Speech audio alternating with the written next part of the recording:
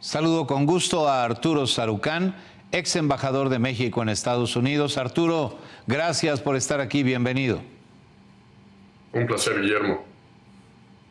La última vez que platicamos, faltaban pocos días para el regreso de Donald Trump a la Casa Blanca. Muchas cosas han pasado desde entonces. Ante los acontecimientos de los últimos días, particularmente del sábado para acá, ¿cómo ves la perspectiva de la relación bilateral, Arturo Sarucán?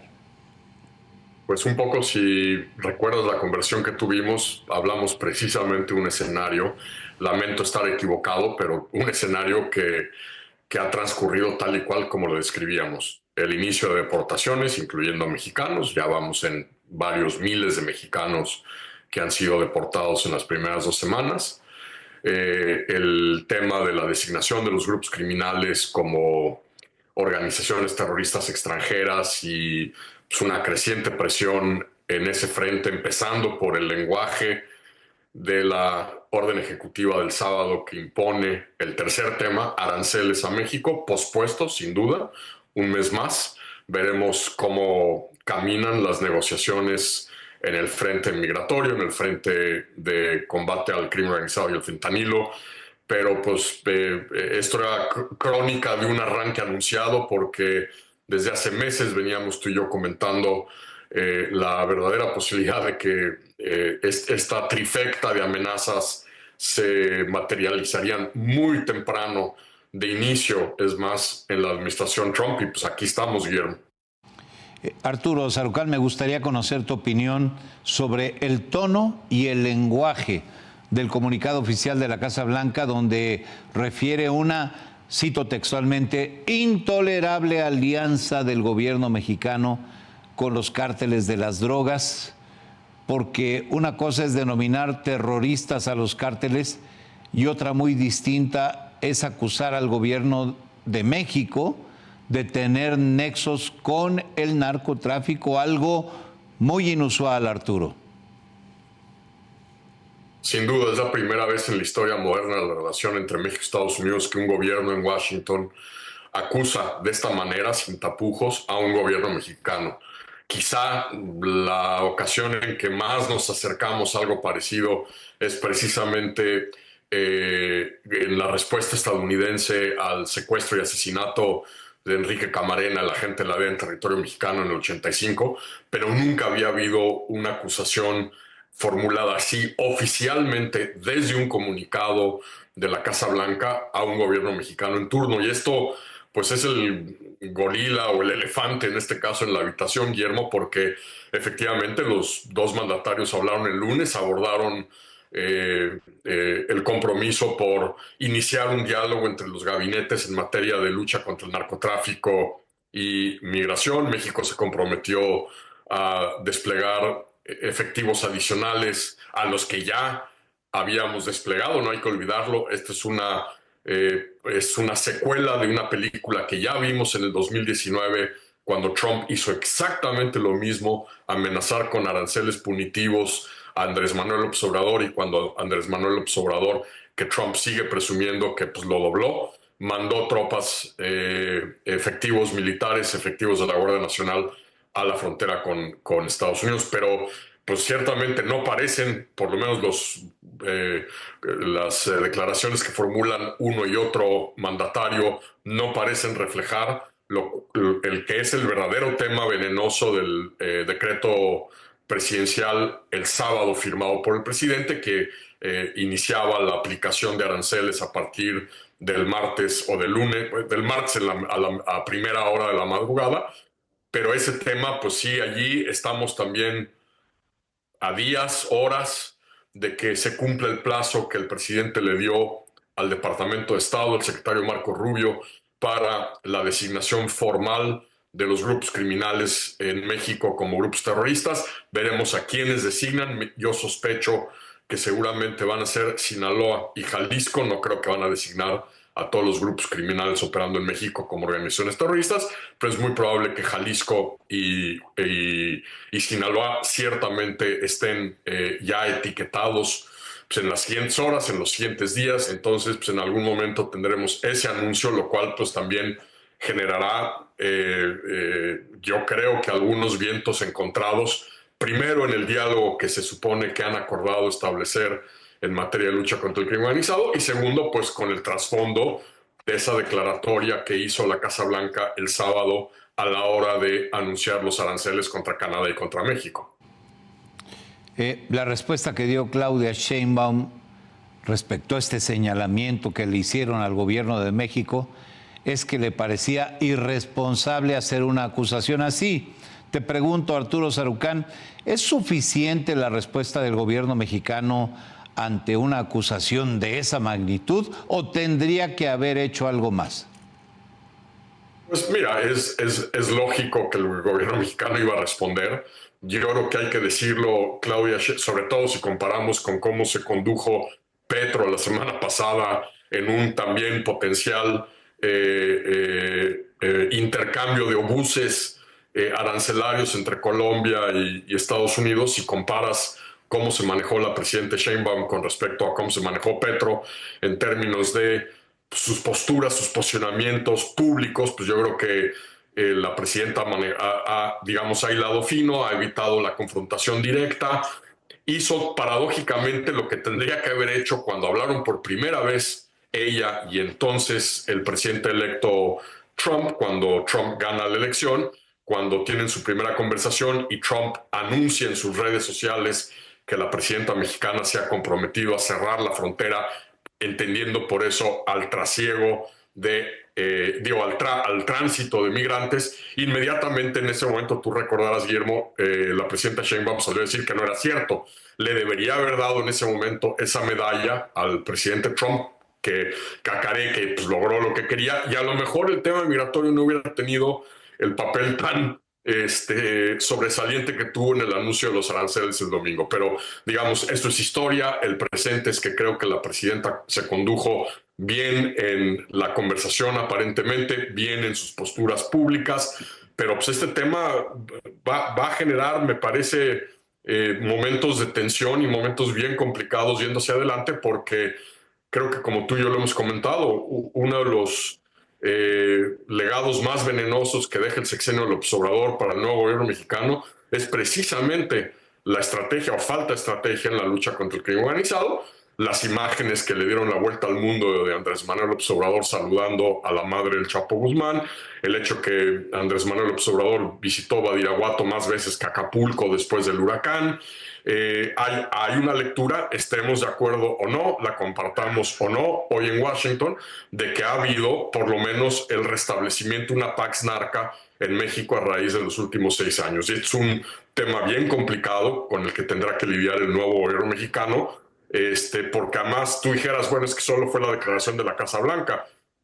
Fue un tuit de Elon Musk montándose sobre lo que había dicho la Casa Blanca. Fueron una serie de tweets del vicepresidente Vance y han sido una serie de declaraciones y entrevistas que ha dado Marco Rubio, secretario de Estado, en donde han hecho hincapié en ese calificativo que han hecho sobre el gobierno mexicano. Tema delicado, sin lugar a dudas, Arturo Sarucán. ¿Cómo debemos entender, te pregunto, el sobrevuelo de un avión estadounidense de alta tecnología para tareas de inteligencia en el espacio aéreo internacional? Sí, pero sobre el Mar de Cortés, frente a las costas de Sinaloa, Sonora y Baja California. Pues mira, ciertamente el hecho que haya ocurrido primero a las pocas horas de esta declaratoria de la Casa Blanca, que ha ocurrido a las 24:36 horas de que el nuevo secretario de Defensa ha dicho que todas las opciones están sobre la mesa, cuando una cadena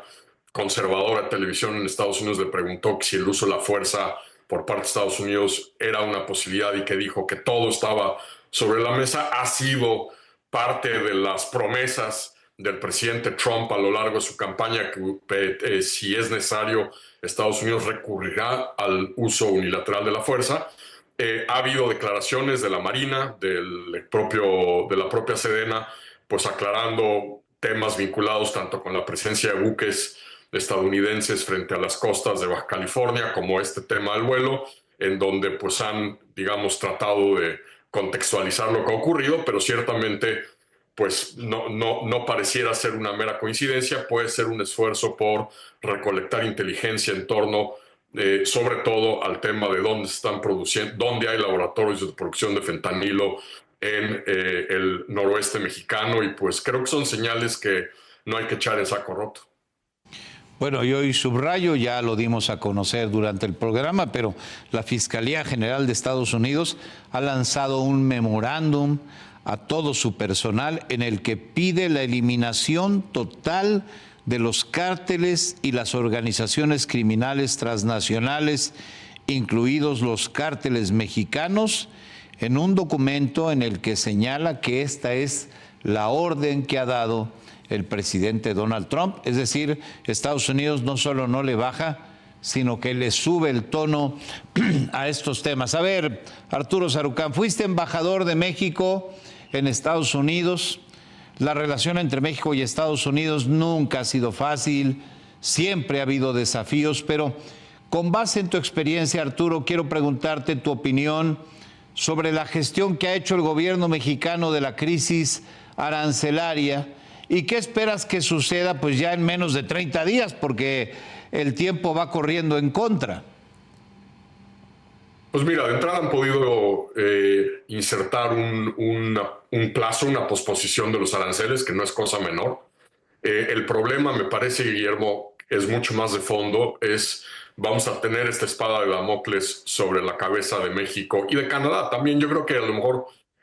una vez que haya elecciones generales en Canadá, que se tienen que celebrar a más tardar en octubre de este año, y que como todo parece indicar el gobierno conservador gane, que ya no esté Trudeau en la presidencia, es un factor que genera un encono particular con Donald Trump. Donald Trump no soporta a Justin Trudeau, y eso en parte explica también por qué le ha arrimado la carrocería, como diríamos en la Ciudad de México, al gobierno canadiense o a Canadá.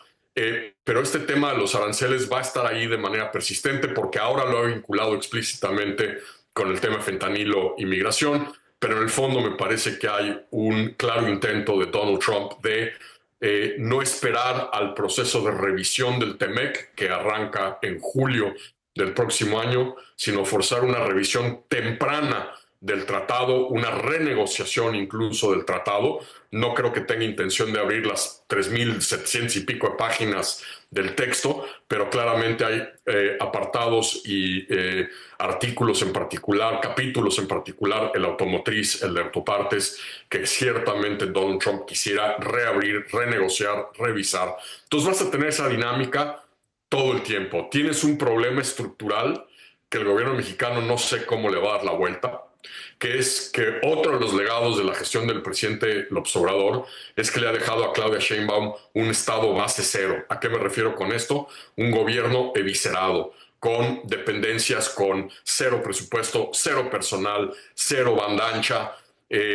porque pues, las fue canibalizando López Obrador. El ejemplo más claro es pues, los presupuestos para Comar y para INAMI. Se dice, el gobierno mexicano dice que está listo para poder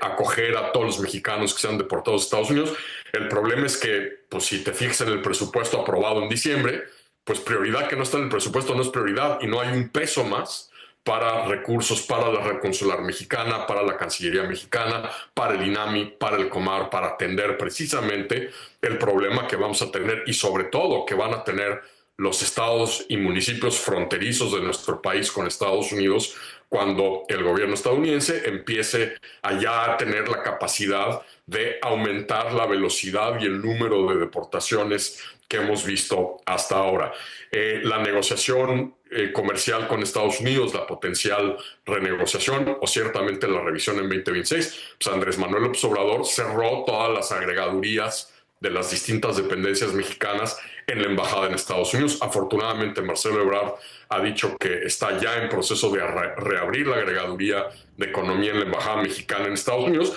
pero eso te dice cómo, a pesar de que el gobierno mexicano tenga los mejores esfuerzos, haga los mejores esfuerzos, tenga las mejores intenciones, Guillermo, pues hay un problema de cómo vas a saldar un problema estructural que te dejó en la administración pública federal el gobierno anterior. Y es un tema realmente importante y que impacta todos los temas. fitosanitarios, de seguridad en aviación civil, de temas de flotas pesqueras y captura incidental de tortugas.